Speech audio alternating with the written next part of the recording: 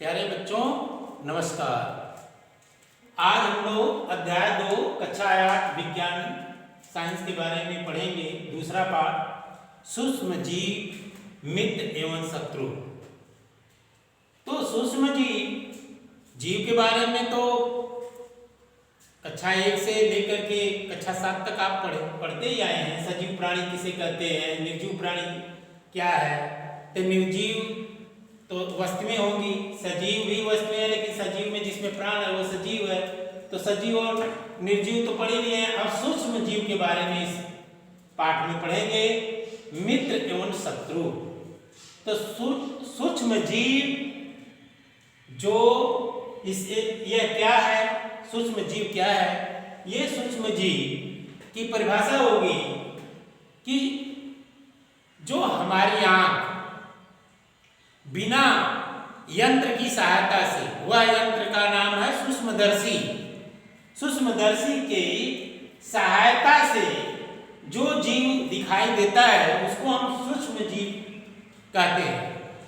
और सूक्ष्म जीव वही है जो नंगी आंखों से हम नहीं देख सकते। तो सूक्ष्म जीव की परिभाषा हो गया, सूक्ष्म जीव को 4 वर्गों में बांटा गया है। पहला है जीवाणु, दूसरा है कवक और तीसरा है प्रोटोजोआ। तीसरा है प्रोटोजोआ और चौथा है शैवाल। तो जीवाणु, कवक, प्रोटोजोआ, शैवाल, ये 4 वर्ग में बांटा गया है। जीवाणु को अंग्रेजी में बैक्टीरिया कहते हैं। कवक है फफूंद, जिसको कहते हैं, जो बरसात के दिनों में आप रोटी कहीं रख दीजिए और उस पर थोड़ा नमी पहुंच गई तो उस पर जो है सफेद रंग का जो रोए की तरह उग जाते हैं, उनको हम फफूंद कहते हैं, वही कवक कहलाता है। और चमड़े का बेल्ट है या चमड़े का जूता, वो भी बरसात में जो है उस पर भी हरे रंग का जो है वो दिखाई देने लगता है, वो भी जो है आपका कवक कहलाता है। प्रोटोजोआ भी एक ऐसा सूक्ष्म जीव है। इसके ये जो है इतना सूक्ष्म है कि सोचिए कि मच्छर के अंदर यह जीवाणु, उसके ब्लड के अंदर जो है कि यह जीवाणु पहुंच जाता है। और प्रोटोजोआ के द्वारा जो है मलेरिया रोग और अतिसार, ये 2 रोग ऐसे हैं जो प्रोटोजोआ के द्वारा होते हैं। शैवाल जो है कि ये मरुस्थल या तालाब के किनारे जहाँ पर है, ये नीले रंग का, हरे रंग का ये शैवाल पाए जाते हैं। ये भी सूक्ष्म जीव के द्वारा ही होते हैं। ये आप जो है बैक्टीरिया जो है टाइफाइड और क्षय रोग, टीबी जिसको कहते हैं, अतिसार, तो टीबी तपेदिक रोग को, तपेदिक जो रोग होता है उसको हम टीबी बोलते हैं, क्षय रोग बोलते हैं। वह जो है जीवाणु द्वारा होता है। और कवक यह जो है कि फायदेमंद भी कवक है, जैसे ब्रेड बनाना है और पनीर बनाना है, तो इसमें भी ईस्ट जो तैयार होता है, ये कवक, उसमें जो है जब कुछ देर के लिए हम आटे को गूंथ करके छोड़ देते हैं तो उसमें खट्टापन जो आता है वो कवक का ही देन है, खमीर जिसको बोलते हैं। तो जीवाणु में देखिए, जीवाणु हमारा मित्र भी है, शत्रु भी है। तो मित्र कब है? जो मानव उपयोग के लिए जो मदद करता है, जो भी मानव उपयोग के लिए जो वस्तुएं मानव तैयार करता है अपनी उपयोगिता के लिए, उसमें जो मदद करता है जीवाणु, उसको हम मित्र बोलते हैं।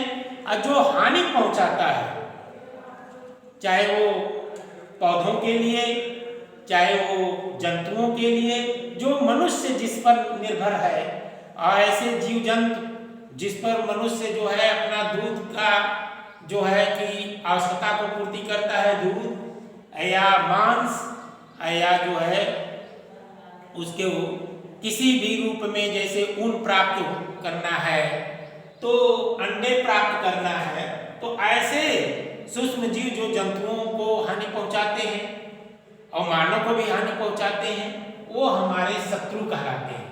मित्र जो फायदा पहुंचाते हैं, जो हमारी मदद करते हैं, उनको हम मित्र बोलते हैं। तो दूध से दही जब जमता है तो ये लैक्टोबैसिलस एक जीवाणु है, उसी के द्वारा जो है दही जमता है। दूसरा ये जो प्रोटोजोआ जो है ये हमारा अतिसार और मलेरिया ऐसा भयानक जो है बीमारी रोग उत्पन्न करता है, जिससे लोग अधिकतर ठीक भी हो जाते हैं और बहुत तेरे लोग मर भी जाते हैं जिनकी उचित समय पर दवा नहीं होती है।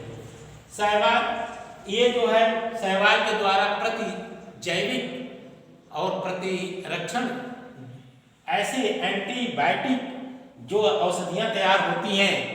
कुछ औषधियों का नाम है स्ट्रेप्टोमाइसिन और टेट्रासाइक्लिन और एरिथ्रोमाइसिन। इस तरह की जो है एंटीबायोटिक दवा में एंटीबायोटिक जो है कि औषधियाँ तैयार होती हैं और इसमें एंटीबायोटिक में है जैसे स्ट्रेप्टोमाइसिन और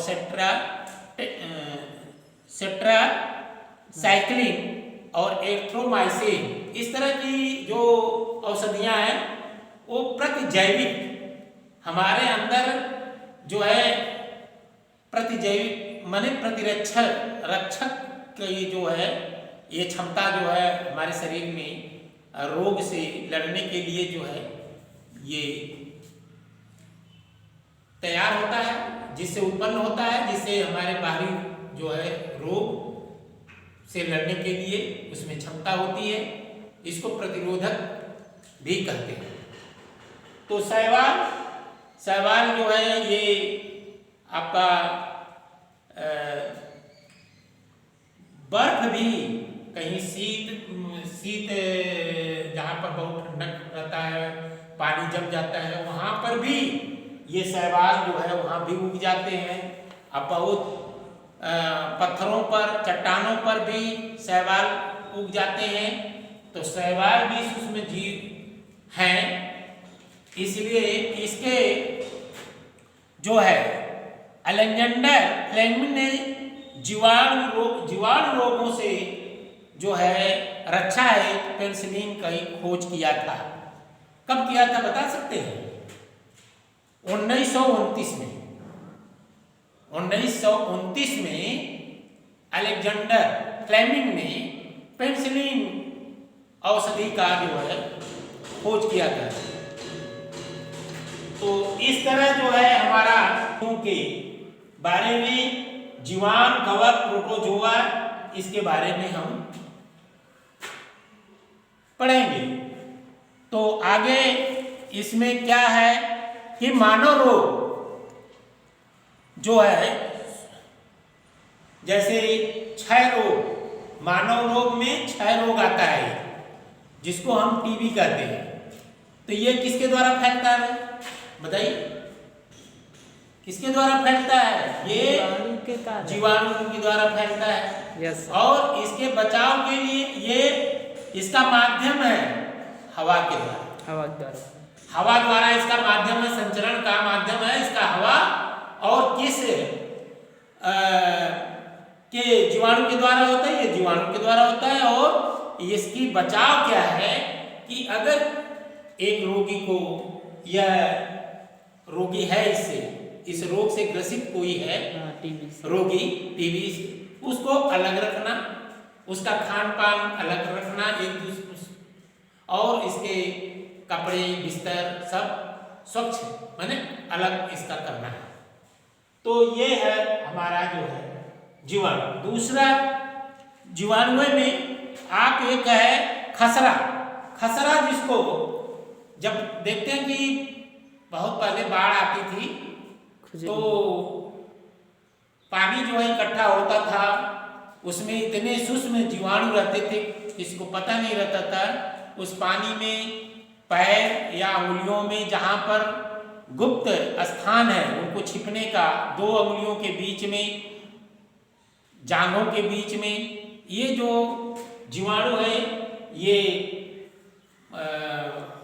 इतना माने प्रवेश करते थे कि उसको खसरा, उसका नाम खसरा रखा गया उस रोग का। ये वायरस द्वारा खसरा फैलता है। और जैसे लोग बहुत खजलाते हैं, खजलाने में बहुत आनंद प्राप्त होता है, और समझ लीजिए जब तक जितना स्वर्ग मिलता है लोगों को खजलाने में, और ये बढ़ता ही जाता है। उनके जो जीवाणु हैं, अगर उसके पानी जितना दूर फैलता जाएगा और उतना दूर वो होता चला जाएगा। इसके बाद है इसका माध्यम भी हवा द्वारा है, लेकिन ये जीवाणु द्वारा खसरा नहीं होता है, ये वायरस कहाँ है, वायरस द्वारा,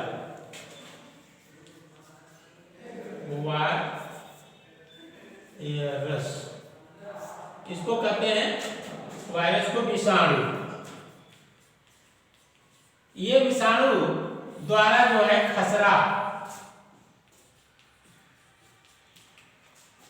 होता है। चिकन पॉक्स है, पोलियो है, ये तीनों जो है वायरस द्वारा होता है। इसका वही जो है माध्यम है हवा द्वारा। और जो पोलियो है ये हवा द्वारा भी होता है, जल द्वारा भी, दूषित जल पीने से ये पोलियो भी हो जाता है। सरकार ने पोलियो ड्रॉप हर महीने में, पहले तो हफ्ते में 15 दिन पर 2 बार 1 महीने में होता था, और इसके पहले हफ्ते में होता था। आज इस पर इतना नियंत्रण हो चुका है कि जिंदगी की 2 बूंद लोग बैनर पर देखते थे। ये जो है आपका पोलियो ड्रॉप छोटे बच्चों के मुंह में, वो एक प्रकार से वैक्सीन है, और उसको जो है कि उससे बचाव के लिए ये भी वायरस के द्वारा फैलता है। फिर है हैजा। हैजा एक ऐसा सूक्ष्म जीवाणु है, ये हैजा जीवाणुओं द्वारा फैलता है। इसका माध्यम मक्खी, घरेलू मक्खी, ये गंदे या दूषित जगह पर ये जो है जीवाणु रहते हैं, और हैजा जीवाणुओं द्वारा फैलता है। दूषित जल और दूषित भोजन में यही जो सूक्ष्म जीव है इन खाद्य पदार्थ को उसमें विषाक्त पैदा कर देते हैं, जिससे जो है ये हैजा हो जाता है। और जिसको हैजा होता है इसका लक्षण है कि उल्टी आना, और बार बार दस्त होना, और लैट्रिन होना, और पानी शरीर से बहुत ज़्यादा शरीर से निकलता चला जाता है। उचित समय में इसका जो है कि दवा करना बहुत जरूरी है, नहीं तो ये जानलेवा बीमारी हैजा है, जिसको हम अंग्रेजी में कॉलरा बोलते हैं। फिर है टाइफाइड। अक्सर जो है बरसात के दिनों में टाइफाइड, क्योंकि बरसात में इतना ज़्यादा पानी, जल जो है इकट्ठा रहता है, और पानी में ये जीवाणु मिल जाते हैं, और पता नहीं चलता। जो हम रोजमर्रा के दिन में पानी पीते रहते हैं उसमें ये जीवाणु पहुंच जाते हैं। तो ये जो है टाइफाइड भी जीवाणुओं के द्वारा होता है, न कि वायरस के द्वारा। न वायरस के द्वारा होता है, न कवक के द्वारा, न प्रोटोजोआ, न शैवाल। ये जीवाणु के द्वारा टाइफाइड भी होता है, और इसका माध्यम है दूषित भोजन। कभी कभी बच्चे बासी भोजन जो हम पानी पीते हैं, उस पानी को इसका बचाव के लिए उबाल करके जो पीते हैं, ये नहीं कि तालाब का पानी या कहीं इकट्ठा गंदा पानी हम उबाल दिए तो वो हमारा पीने वाला हो। जो पेयजल जो रोज पीते हैं उसको हम उबाल करके ठंडा कर करके सुरक्षित रख लेंगे, और उसको पानी हम पीते हैं टाइफाइड में। और भोजन, स्वच्छता और सफाई पर भी ध्यान देते हैं। तो ये जो है हमारा जो है कि टाइफाइड से छुटकारा मिल सकता है, इसका बचाव कर सकते हैं। और इसके बाद टीकाकरण है, और दवा है और समय समय पर करते रहेंगे तो हम जो है इससे हम बच सकते हैं। फिर हेपेटाइटिस, ये वायरस द्वारा फैलता है और इसका माध्यम हवा ही है और इसको गर्म किया हुआ पानी उबाल करके पिएंगे और समय पर इसकी दवा लेंगे, इसका टीकाकरण कराएंगे। एक ऐसा वैक्सीन आता है जिसका डॉक्टर जो है दवा करते हैं, तो आप हेपेटाइटिस रोग से भी आप बच सकते हैं। और अब है मलेरिया। इस समय गर्मी का समय आ रहा है, बरसात तक जाड़े में तो लोग रजाई ओढ़ करके और गर्म कपड़े पूरा शरीर ढके रहते हैं, लेकिन बरसात के दिनों में गर्मी बहुत ज़्यादा होती है, उमस ज़्यादा होती है और गर्मी में भी मच्छर का प्रकोप बरसात में ज़्यादा होता है। इसके बचाव के लिए अपने आसपास कहीं पर पानी इकट्ठा मत होने दें और कीटनाशक दवाइयाँ भी छिड़काव करते रहें और जहाँ पर पानी इकट्ठा होता है वहाँ पर पानी इकट्ठा न होने दें। कोशिश करें कि वहाँ पानी बिल्कुल न रहे और मच्छरदानी लगा करके सोएं, बिना मच्छरदानी का मत सोइए। और आजकल जो है कि बहुत 25-30 रुपए का मिलता है एक धुएं करते हैं अगरबत्ती, क्या बोलते हैं उसको, मोर्टीन बोलते हैं, तो वो भी आप ले करके, लेकिन याद रखिए कि बहुत सारे बच्चे उसी के सहारा मत रहिए क्योंकि वो मच्छर तो भगा देगा लेकिन आपका फेफड़ा जो है खराब कर देगा। तो सबसे बेस्ट है कि आप मच्छरदानी ही लगा रही और उसके अंदर बैठ करके आराम से पढ़िए। तो मलेरिया से बचने के यही उपाय है कि आप जो है स्वच्छता पर ध्यान दें, मच्छर न आपको काटे, इसके लिए जो है सफाई पर ध्यान दें। और हमारे प्रधानमंत्री नोटों पर हर जगह आप देख रहे हैं कि स्वच्छ भारत स्वस्थ भारत, तो स्वच्छता सबसे बड़ी जरूरी है। कपड़े की सफाई के लिए, अपने कमरे की सफाई के लिए, अपने जो है शरीर की सफाई के लिए, अपने जिस घर में रहते हैं घर के आसपास हर चीज़ की जगह कहीं गंदगी न हो, कूड़ा करकट न हो, पूरा देखने में सुंदर लगे, स्वच्छ रहे, fresh mind and fresh body. Games play important part in your life. समय समय पर खेलिए, समय समय पर पढ़िए प्यारे बच्चों। अब यहीं पर अपनी बात में विराम करता हूँ। नमस्कार, फिर अगली बार।